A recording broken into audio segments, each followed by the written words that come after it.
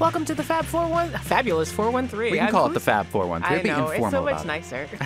That's how we write it all the time. Right. Welcome to the Fabulous 413. I'm Khalees Smith. And I'm Monty Belmonte. Later in the show, continuing our unintentional focus on trees this week, we'll hear about some of the things we can glean from the forest besides wood when we talk with Gregory Ormsby Morey from Forestopia in Greenfield. And it's that lovely confluence of Bandcamp Friday and Live Music Friday, so we'll hear from Kendra Morris and her band. For that, she'll be hitting the stage at 10 Forward in Greenfield later tonight in honor of her new album. But first, it's Friday, and that's when we wine Thunderdome, and we're back with our friends at Provisions Long Meadow, Benson Hyde, and Bruce McCamus, and we are drinking what today, Benson? Syrah. Syrah is a great grape. We learned about it a little bit in previous episodes. Syrah, Shiraz, depending on where you get it from, it's all the same thing, but it's so different. So different. It really can represent its terroir very well. Don't put my wine key in your pocket. We heard the squeak. Although I do want it. It's a good wine key. I did think about it. Swap it out. Doesn't it feel good? Doesn't it feel good? Switcheroo, yeah. A wine key is a wine snob word for corkscrew. If you didn't know that, but there are good ones and there are bad ones. And when you get a good one, tight. The hinges are tight. It's sleek. It's not too bulky. It's double hinged. That's the way to go, kids. Yep. Kids, don't drink. I figured the today. color on that's pretty. Yeah, it's gorgeous. I love the color of Syrah in general. It's that sort of deep purpley. It's like smoke on the water. Smoke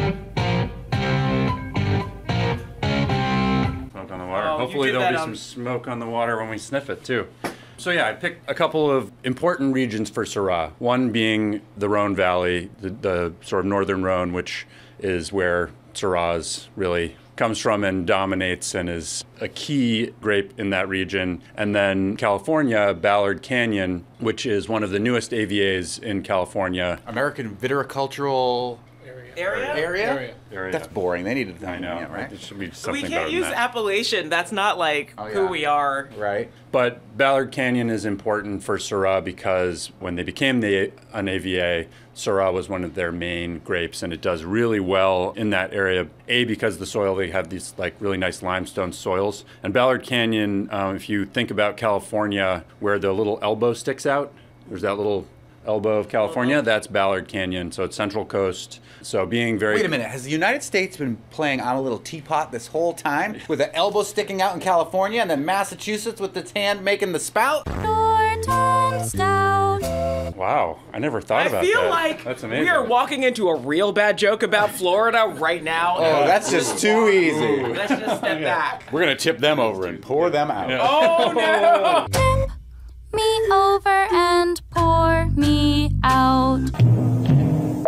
Which one are we drinking first? So we're starting in France. Emmanuel Darnaud is a producer that I guess now they've been around. When I first opened Provisions, they were a relatively new on the scene producer, but now they've been around for about 20 years. This is one of Frank's wines. Ah, Frank. The sexiest man in the world of wine sales with ideal wine. Yeah. Hello, Frank.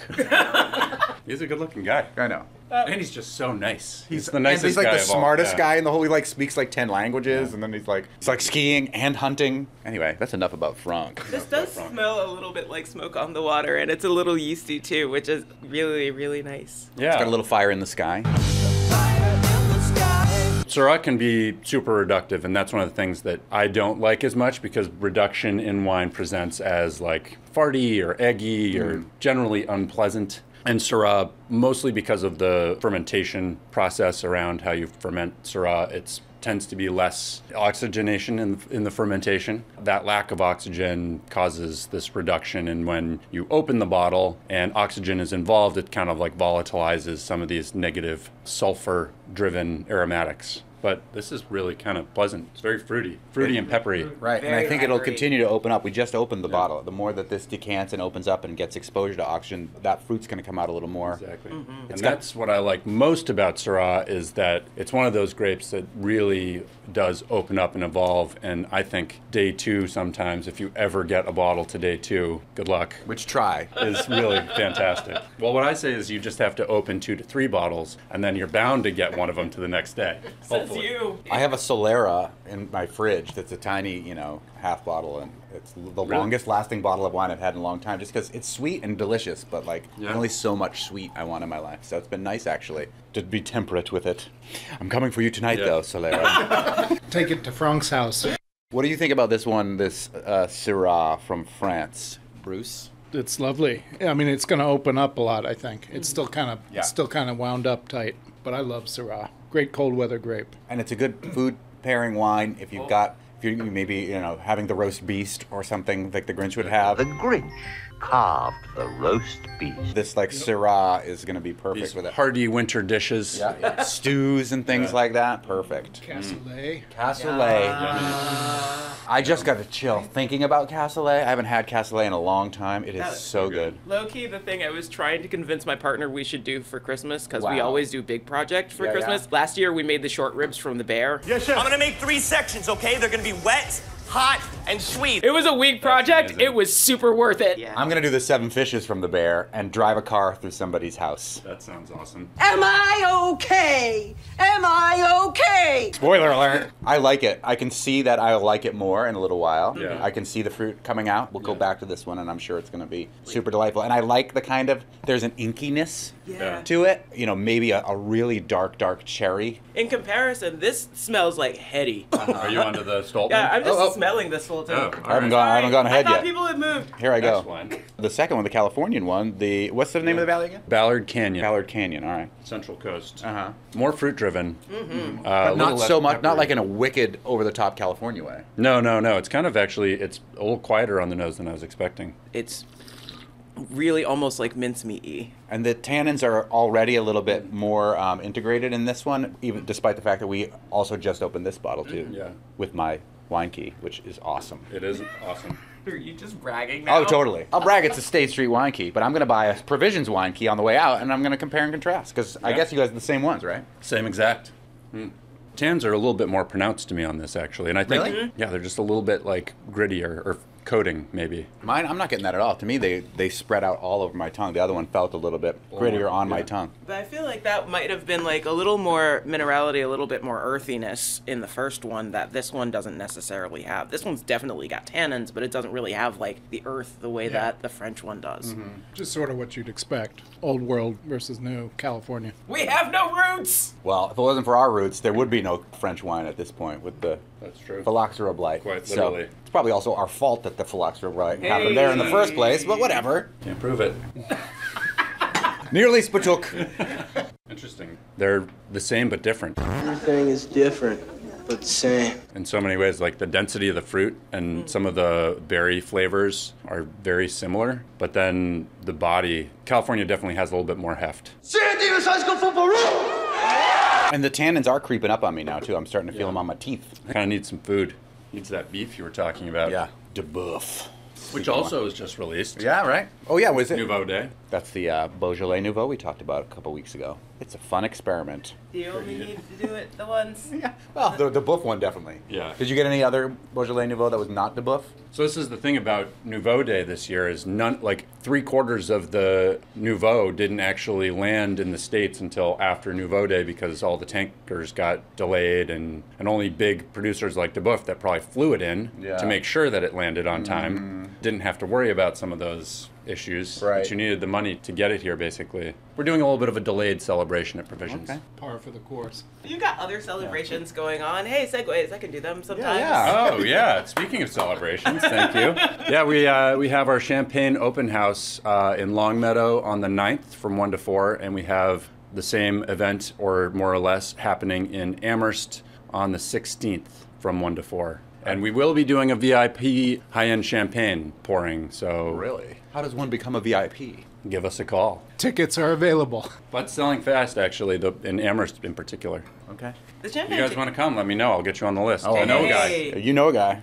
So, where are we with this? What are you thinking of the Stoltman? The Stoltman is the California one. Yeah. And I really like it. I mean, I've had a lot of what I don't think is high quality, I'll call it garbage, Syrah from the Central Coast in California. And California can be a hard sell for me in a lot of different ways with just the style that they bring to the wine being so overblown, in your face, ham-fisted. But I really like this one. I would easily be fooled to think it's a French one, which is the highest compliment I can give a wine from California. I would agree. I am going to vote California this time. I'm going to break my my pattern. I like that there's a little fruit forward, but it's nicely balanced, elegant, nice tannins. Well, I didn't officially vote, but I also vote California if we're voting right now. Oh, wow. What about you, Benson? What one are you going to vote for? Oh, man. I'm so torn. It's close. I mean, these are both Yeah, really So nice. close. I have to choose? Yes. It's a Thunderdome. It's like the Highlander. There can only be one. Oh, now I'm mixing movie metaphors. It's not the first time. Honestly, I'm sort of shocked at myself, too, because I would ordinarily go with the Rhone, but the Stolpman is drinking great. Yeah.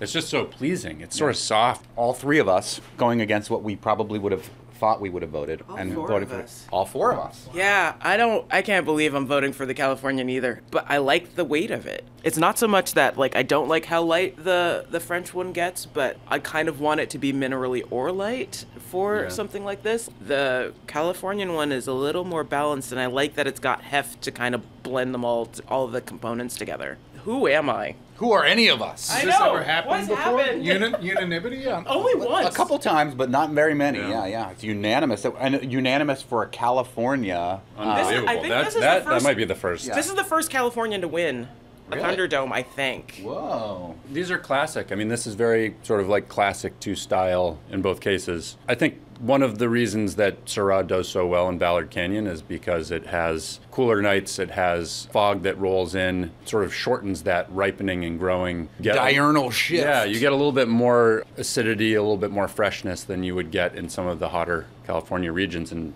the balance, I think, really comes through here. The Stolpman has gone home with me a number of times in recent years, so I'm glad to I get validation from today. We all agree with you, Bruce. I need more validation in my life. Well, there you go. Sticking out elbow of California. Yeah. People in the I'm a little legally- teapot hey. spout of Massachusetts are happy to have you. Hey, try this wine. Hey, it's gonna be good, I promise. Nudge, nudge. Well, next time we'll have to do the other major grape that they specialize in is Roussanne, which is another Rhone. So Right. maybe future tasting we can do another head-to-head of Crow's Hermitage versus Ballard Canyon. If it won twice in a row, I would be shocked. Well, let's do it. Are we trying to start a rivalry? Yeah, right. Send them letters like, hey, It's the second judgment of Paris. you got one chance to redeem yourself. Send us samples. We don't need another It's been so long since that weird. That's Khalees singing the Wine Thunderdome theme song. This is Khalees trying to drown out Khalees singing poorly on this song. Later in the show, we'll head to the woods and hear about the veritable bevy of products with Gregory Morey of Forestopia. Up next, Live Music Friday with Kendra Morris playing 10 Forward in Greenfield. Tonight, you're listening to the Fabulous 413 on 88.5 NEPM.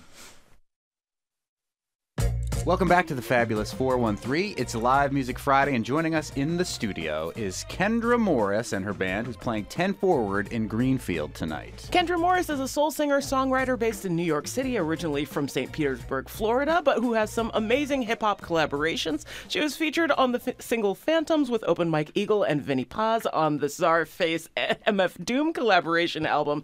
Czarface meets Metalface and directed and animated the official video for the single Bomb Throne. She collaborated with Czarface again when she was featured on 2 tracks on their collaboration with Ghostface Killah, Czarface meets Ghostface, and her new album from this past summer, I Am What I'm Waiting For, was produced by Run the Jewels producer Little Shalimar. I did my Spotify Wrapped. My number 1 was Wu-Tang Clan. My number, I think, 3 or 4 was Run the Jewels. So very excited about this today. Kendra Morris plays at 10 Forward in Greenfield tonight, celebrating her CD release because, oh yeah, it's Bandcamp Friday too, y'all. Well, let's hear something from Kendra Morris, and then we'll get to know the band a little bit, too. All right.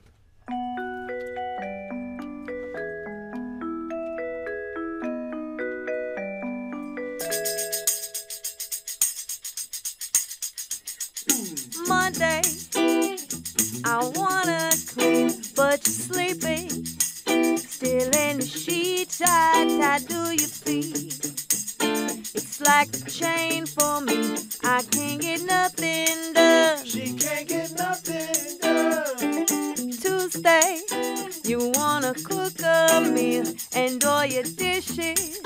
are piled up like a hill to hell.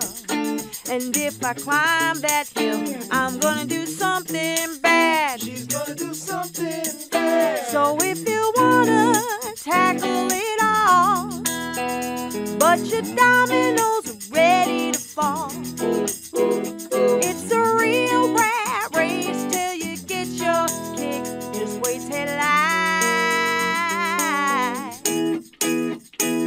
out all night.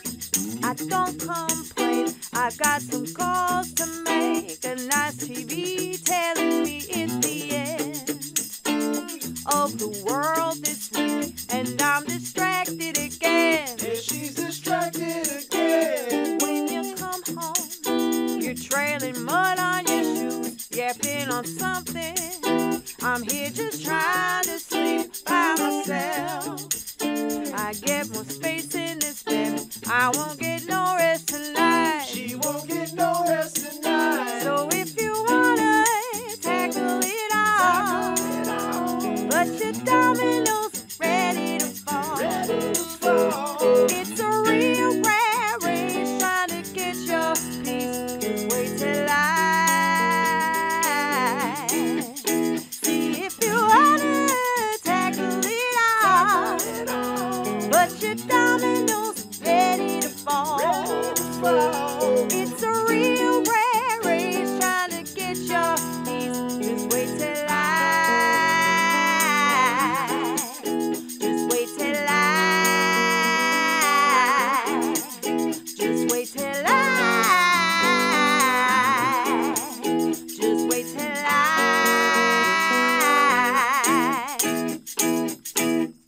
Woohoo! Kendra Morris on Live Music Friday, playing 10 Forward in Greenfield tonight. Introduce us to the band. Okay. Well, to my left, with his diary in front of him, Taking notes. taking notes. Literally with is musical notation. My, he's multi, he does numerous things. He's my bassist and my keyboardist. This is Mr. Monty. Not me. Not you. Two Monty. The other Monty. Monty Miramonte. You're my mirror, Monty? It's your mirror. Monty, mirror, Monty. You are much better looking than me in my mirror, so I appreciate that. This is Monty. We call him the mad scientist. He's playing a tiny little keyboard that has all these like drum effects and It stuff. is It's cute like, and orange. It is cute and orange. My dad sent me that, and to describe it for the listeners, it has 2 sticky gold stars on a couple of the notes, and then to my right, sipping his chamomile tea. Which he took from our director, Tony Dunn, who had in his private stash in the desk. Thank you, Tony. This is Chauncey Yearwood, and he is my drummer / he sings as well. Yeah. In the group. Amazing voice of honey. If honey could have a Honey voice, in the it tea would as be- well, yes. Yeah, literally. So that's why he's having some tea right now. He had fun last night. And then next to Chauncey is my guitarist, my wonderful friend, Supremo Massive. And I really like your shirt today. Describe the shirt, Kendra. I You've been do. so I good at really describing like- things for radio listeners. I like describing things. Okay, I'm going to put on my radio voice. Maybe for Try to do it another like job you hire me. Try to do it like an NPR person. Okay. So, Monty, over here on the guitar is Supremo Massive, and today he's wearing a really, really well-picked shirt. It's got some teal and some flecks of coral and a little bit of a tea stain off white, and it's in stripes, and as you can see there's some snake print patterns in there and a little bit of shredding. He looks really great. I wish that the listeners could see him right now, but, you can see him tonight. That is the most NPR we've ever sounded, and I bet there are a lot of listeners that appreciated that, Karen. Thank you so much. Usually just bombastic and over the top. As you mentioned, you're doing everything. Like, you do your own, videos, and it'll have your own arranging. The video for the song you just did, Dominoes, starts with a frame that just says, this is based on a real story. Yeah. And I feel like most people who have had a roommate of that caliber that this song is clearly about, just elaborate a little bit. Okay, well, that's my husband in the video. And that song is about my husband because he drives me crazy. So, I wrote that song in less than a half hour. The song is also about your soft spot for these people in your life. I know I really annoy him, too. So, it evens out. It's pretty amazing that you make your own videos for your own music, but then you're also making these videos for these, hip hop superstars as well. Czarface, which has a local connection of Massachusetts at least. I know. I was they have a record store in Beverly, Massachusetts, and I was knocking on the door because the hours were it was supposed to be open. I could see a Bruce Lee poster in the background. I'm like, this is going to be the greatest experience of my life. But they were closed. Yeah. Oh, I got it. I'll text him today. And okay, cool. Next time I'm in Beverly, I'm going to come there. And we're speaking with Kendra Morris, who'll be in Greenfield, much closer to where we are right now at 10-4 tonight. But tell us about how those hip-hop collaborations with these, these are the icons of hip-hop in many ways. MF Doom and Ghostface Killah and all that. It's weird. A lot of it is just like putting myself out there, reaching out to people, timing, being a yes person and saying yes to chances. And then with like all the Czarface stuff, Jeremy Page, he produced Banshee, Mark. He produced a lot of my records. He has been old friends with Czarface. So Jeremy, he's the Czar Keys now. Jeremy kind of brought me into the Czarface world. I started by singing just like the samples. I was like a kind of a ghost voice. And then I started kind of earn my way into like features. Then you became a Ghostface voice. Yeah, then I became a Ghostface voice. And I mean, unfortunately, I never got to meet MF Doom or Ghostface, but I did get to meet Inspector Deck. There you go. He's so nice and so tall. That's great. Another member of the Wu-Tang Clan. We're not talking about Wu-Tang Clan. We're talking about Kendra Morris. I love that your music is described as soul, but it's got this mod vibe to it that I think is way more pervasive. I want to talk about like blending that and how that's inspiring, especially to like some of these videos. It's, like seriously, like check out her videos. Yeah, they're all really cool. Thank you so much. Sure. My music has just always been I don't know if I can pronounce the word amalgamation. Amalgamation. My music has always been an amalgamation. You're listening to NPR. You're listening to NPR, Kendra Morris, and my music has always been an amalgamation of my influences. And my influences really are continuously growing because I love music. So the albums are going to change too because I'm always I'm also very visually influenced because I do believe that, I believe we're all humans, creative creatures. We were created. So why wouldn't we all be creative? It's just how you tap into it. I've always tapped into both a visual side and a musical side, and they work together. So sometimes through films I'm really inspired by, that will influence kind of the music I want to make through the scores, Ennio Morricone. Yeah. Les Baxter. Mm-hmm. And so you hear that in my music, and a lot of time I've been lucky to work with producers that also are very visual as well. When we've created these records, we really together visualize it, and even down to my demos, when I'm just sometimes working on things by myself, the way I hear things. My friend little Casio right there that's been helping me lately. Hear a little. You were just plugging away on that little Casio keyboard earlier and grooving, playing four-handed Casio We had keyboard. the full show going. Yeah, I know, right? That's great. You can check it out on Kendra's Instagram, maybe. That's why filming it. Maybe that's how the show will be tonight. And the show tonight is at 10 Forward in Greenfield. Let's hear another one from Kendra Morris as well as Primo, Chauncey, and Monty. Okay. This one is called When I Go to Space.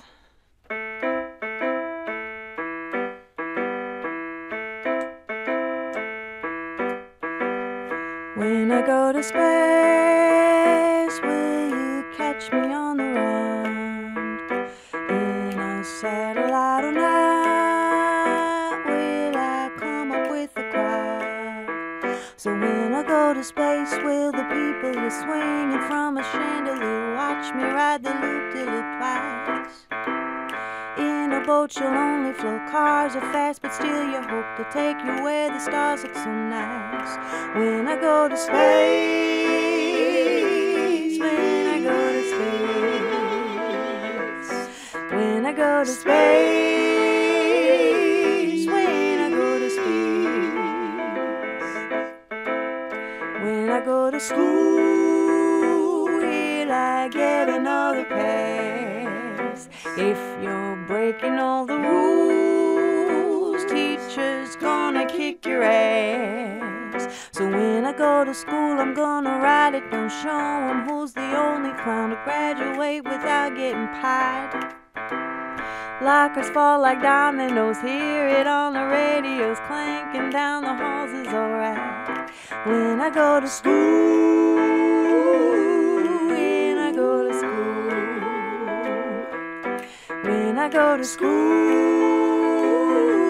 when I go to school, when I go to church, will you hear me pray to God? Lord, I'm really sorry for. Now could you give me what I want?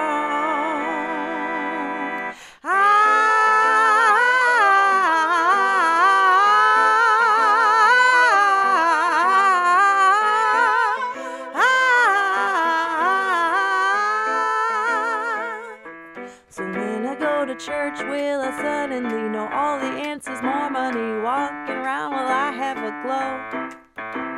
Is heaven gonna let me in? I won't tell lies, I'll say amen, 'cause hell is where I don't wanna go. When I go to space, when I go to space, when I go to space, when I go to space, when I go to space, when I go to space, when I go to space.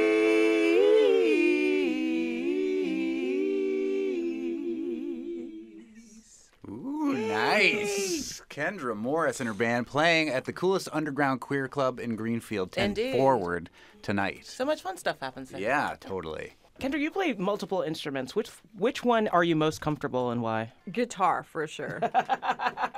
Guitar, but I mean, even like, I've played guitar for a really long time, but for a really long time, I didn't play it in the band. I played it to write. Monty actually is my guitar teacher. Not this Monty. This, yeah. The Mirror Monty. Monty of the Mirror. He's been teaching me some stuff on guitar, and we were figuring some stuff out with the band, and I was just like, man, if we had another guitarist, jokingly, I was like, man, it would be cool if I played the guitar, but that would be so funny. Like, I'd no way. And then he's like, yeah, why don't you play the guitar? And I was like, who, me? That's what happened. Like, get one person to say, yeah, you can do it. Man, listeners out there, I just want to let you know today, if you have the chance to encourage someone, you don't know where that's going to go in someone's life. You're listening to NPR. Call, donate 800-639-8850. That was like Tuesday. Oh, yeah, right. That's Kendra Morris's NPR voice, which is great. And you've been talking about playing the guitar. Let's do one more bonus Live Music Friday track where you're going to play the guitar. Yeah, I'm going to do it. Yay. I'm getting better. Primo's handing the guitar over. What? Playing 10 Forward in Greenfield tonight. We're working on a rendition of Hallelujah.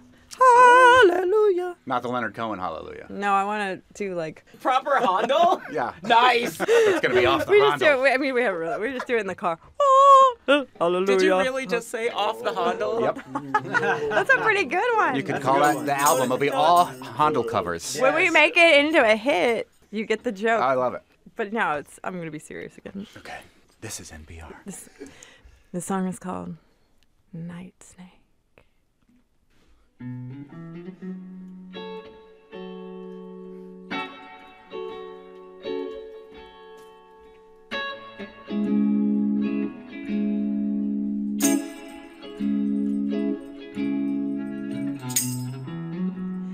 Night, slither back down to your home.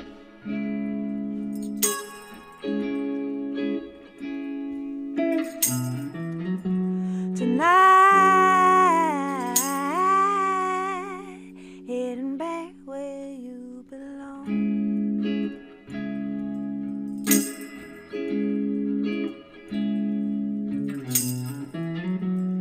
Hiding from blue sky, shadows give you what you want.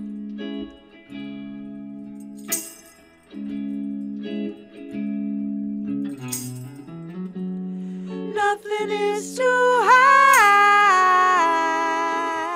or far away when you're on the run.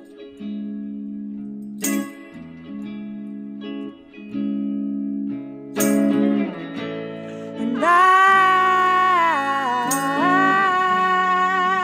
wanna follow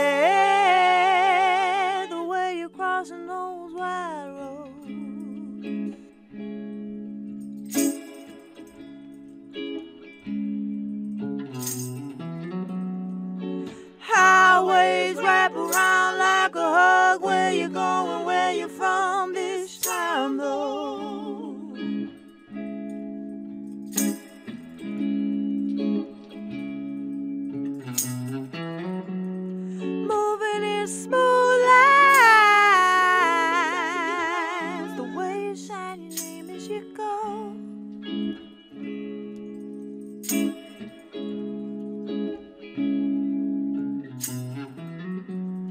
Watching as you race by, and the sound buds to something I know.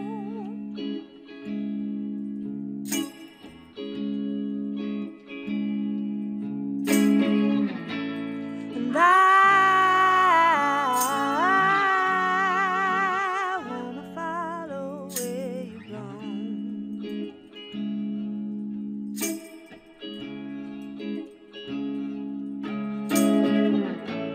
Tonight, I wanna slither with you to your home.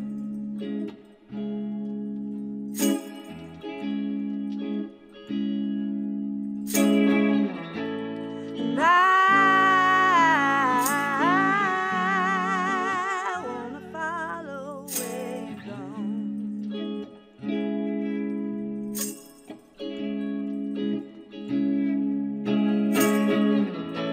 So slide, wanna slither with you to your home.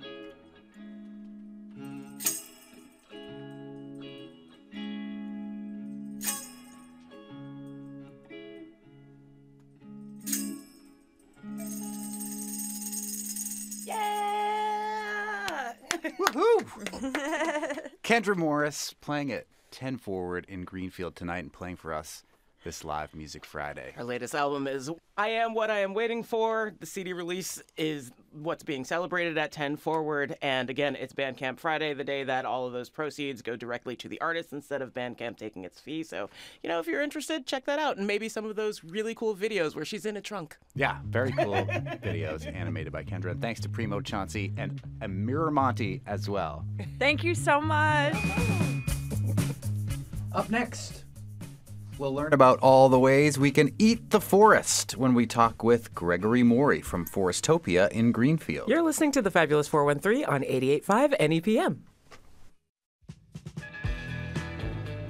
Welcome back to the Fabulous 413. I'm Khalees Smith. And I'm Monty Belmonte. Agroforestry is the intentional integration of trees, crops, and/or livestock into managed systems that can deliver numerous environmental and economic benefits. Forestopia is an agroforestry business founded back in 2011 in Mexico, but it's currently based in Western Massachusetts. Forestopia's works out of the Western Mass Food Processing Center in Greenfield, the Forest Farm in Shutesbury, and together with many local partners like Big River Chestnuts in Sunderland, Northeast Organic Farmers Association of Massachusetts, Indigo Coffee in Northampton, Great Falls Harvest in Turners Falls, but also still have work in Chiapas, Mexico. And to explore some of the many products that they offer, we're joined by Gregory Ormsby Morey of Forestopia. Thank you so much for joining us. Thank you for having me. You have laid out a glorious spread of all sorts of things that may be atypical products that people are used to, at least in this country, when it comes to putting stuff from the forest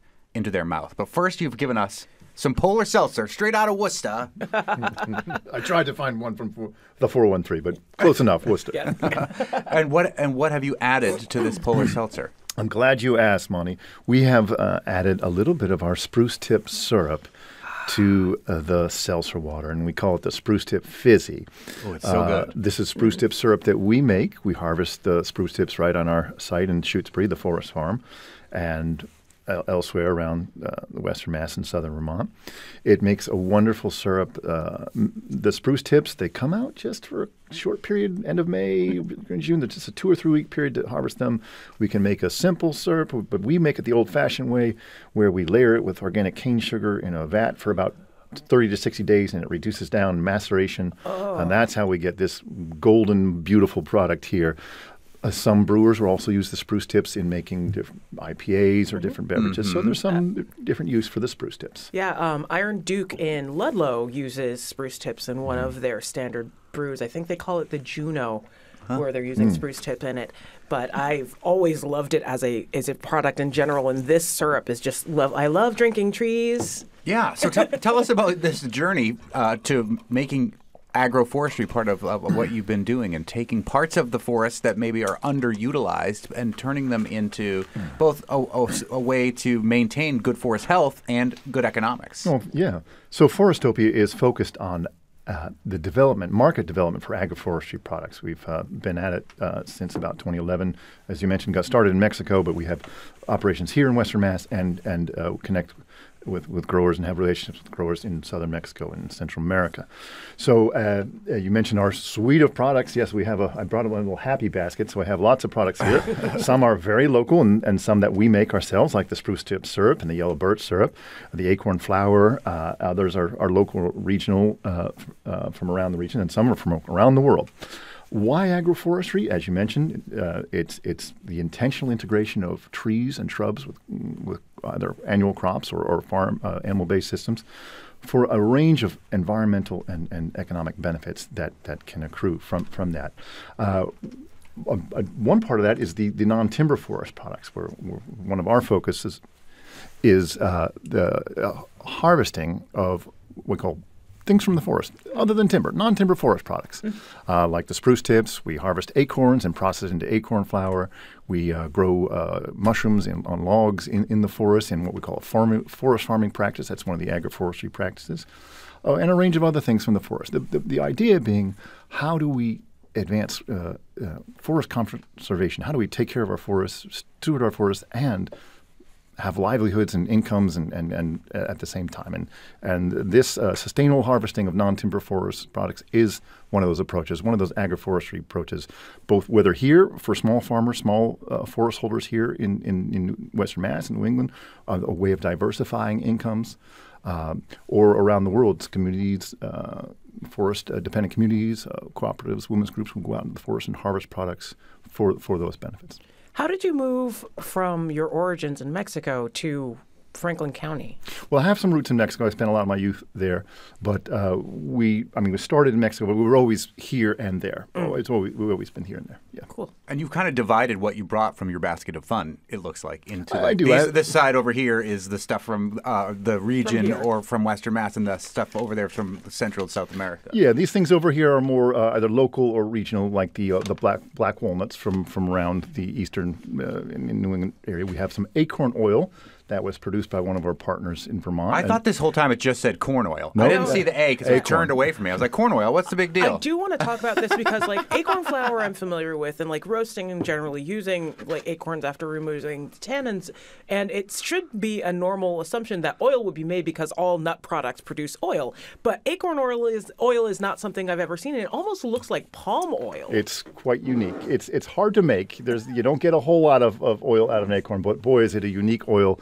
Wonderful tasting, high in omega-3s and linoleic and oleic acid. It's great for you, antioxidants, polyphenols. It's super healthy. Still in development. Yellowbud Farms and their group in Vermont are working in developing them, but along with Yellowbud hickory oil, which they're working quite a bit on. So it is really unique. Like it's earthy, but like it definitely tastes like of trees. Like if you've had something that's oak smoked, it's got a little bit of like those flavors you get in that there. We're really also cool. eating it off a wooden spoon, so yeah, so that's giving you some tannins. Is it the spoon or is it the acorn? It's not the spoon. How hard is it to work? I mean, acorns are so plentiful. So that I've always thought, as a kid, the squirrels can make such good use of these, but we can't. Or we don't. Is the process to turn it into this oil that we could be used, or the acorn flour, how onerous is it? Sure, it takes work, but it's not so onerous. Yeah. I mean, many crops take work. We don't eat cranberries out of the bog or olives right off the tree. There's some processing that has to happen. With corn and soy, there's plenty of processing. So, sure, one of the key steps is leaching out the tannins, but they are water soluble. It's one step in the process. And tannins, for listeners of the wine snobbery segments, know that it's the sweaters on your teeth and tongue. It makes you, dries you out, all that kind of stuff. It's in tea, it's in wine, it's in all sorts of things. Yeah, it's just, acorns. There's a lot of them in There's acorns. a lot in acorns. It varies. There's some that are sweeter and less tannins. There's some in the white oak family. We have a lot of red oak here, and that's a lot of tannins. So one thing we do with that is exploring other products like pressing out the oil or roasting it into a coffee. We make an acorn chai from roasted acorns, and it's wonderful. So again, another example of strategies for additional income streams or diversified income streams from products in our local forest surroundings. For small landowners and forest owners to have other marketable products. Very cool. Let's take a quick break. I think that's a great idea. Yeah. We're speaking with Gregory Morris from Forestopia in Greenfield. We'll hear more about some of the interesting products that are coming from our forests and forests from just south of here in just a bit. You're listening to the Fabulous 413 on 88.5 NEPM. In a bower of grain. Welcome back to the Fabulous 413. We are speaking with Gregory Morris from Forestopia, which is a bevy of... I have forgotten the way to properly categorize this, but products you can get from trees without actually trimming, like cutting the tree, non-timber tree products. And we're eating lots of them, and apologies to anybody who doesn't like mouth sounds. You gave us some yellow birch syrup before we actually went up on air. And because it was with ice cream, and that was melting, so we had to try it before it melted. Yeah. But like it was wicked cool. Not only did it taste a little bit of like birch beer, but a little bit of almost balsamic vinegar-ish. Like, what are some of your favorite products that you offer before we get into some of the things that come from further away? Because the birch syrup is a New England-y sounding / tasting thing. I think I have to say, I think the yellow birch syrup is right up there with my favorite. It is a special syrup. It has complex flavor, as you mentioned, of balsamic, caramel, even malty notes.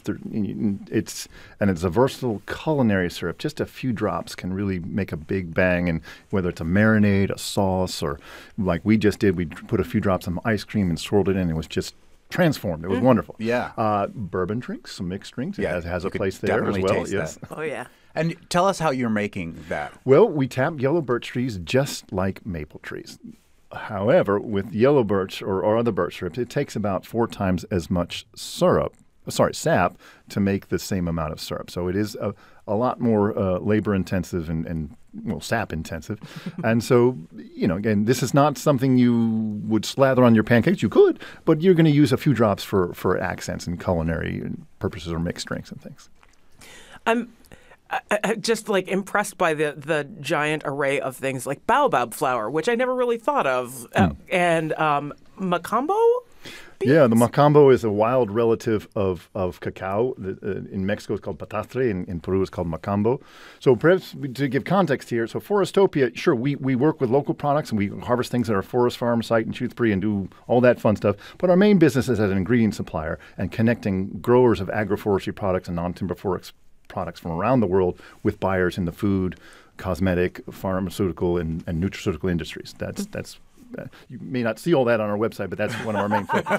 So we have about 40 to 50 products that we work with. Again, some local and some regional, some from around the country, like Yopan holly tea from Texas, northern pecans from Missouri, as well as products from all around the world. You mentioned the baobab. We work with a small group from South Africa and Zimbabwe, women's harvester cooperatives that collect the wild baobab, process it, and looking to find markets for that product. We have mesquite from a group in Oaxaca, Mexico. We have moringa from a group in Colombia, and so on. So all tree products, either grown in agroforestry systems or wild harvested non-timber forest products. I did not know you could eat moringa. I've only seen it in hair products.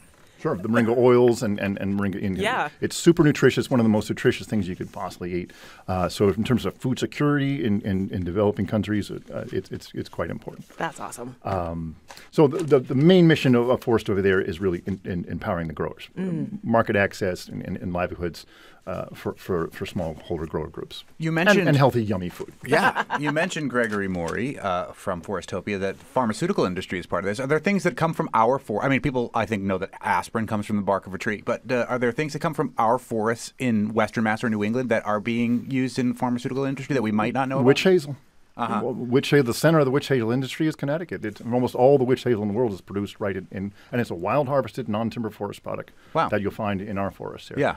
So it's not just for witches anymore. Not anymore.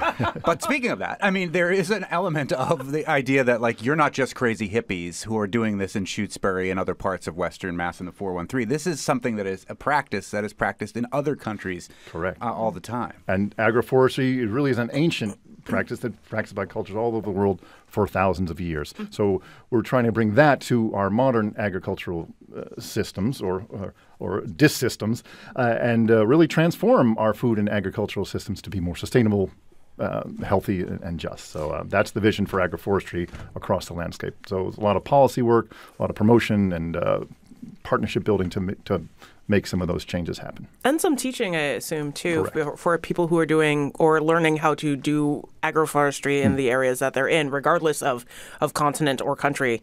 There's got to be some learning process that you're at least in a small part a part of. Absolutely. I was the former education outreach coordinator at the Center for Agroforestry in University of Missouri.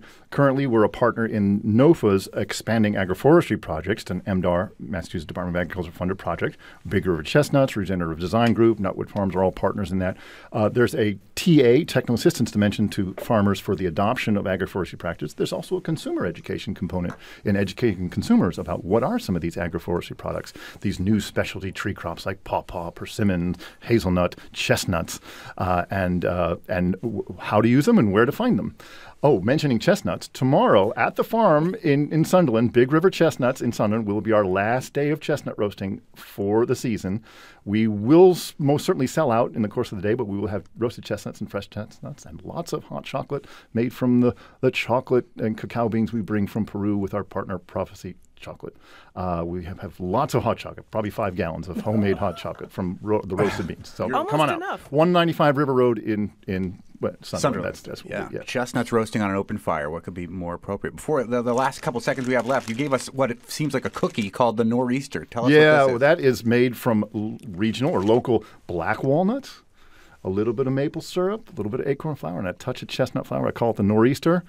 Previously, you tried the South by Southwest. That was the pecans with agave syrup and mesquite flour on the ice cream. So, the Nor'easter, it's an attempt at a totally local, wild harvested, non-timber forest product thing, cookie thing. And it's delicious. It is. It's wonderful. Eat your forests. Yes. Seriously. But get an expert like Gregory Mori, whose name means... It means forest in Japanese. It does. Not just a clever marketing scheme. Yeah, my wife is Japanese, so I couldn't let that one go. Both her and the name, Real quickly, in like the last minute that we have, do you have recipes up on your website that people can look at in case they don't know what to do with the things? There are some links to, we have more like compendiums of all the things you can do with chestnuts, all the things you can do with acorn flour, and there's some PDFs. Some of those are linked. Some of them, you just send us an email and we'll steer you to how to use all these wonderful sustainably sourced tree products. Gregory Mori of Forestopia, based in Greenfield, Massachusetts. Thank you so much. Thank you, folks. Monday on the Fabulous 413, we'll dig into the boundaries that get blurred. And the histories of exploiting that gray area for good. The folks behind Self-Evident Education and their latest film, The Power of Truth, Cinematic Chronicles of Racism and Resistance, will join us. I'm Khalees Smith. And I'm Monty Belmonte. Happy World AIDS Remembrance Day, everybody.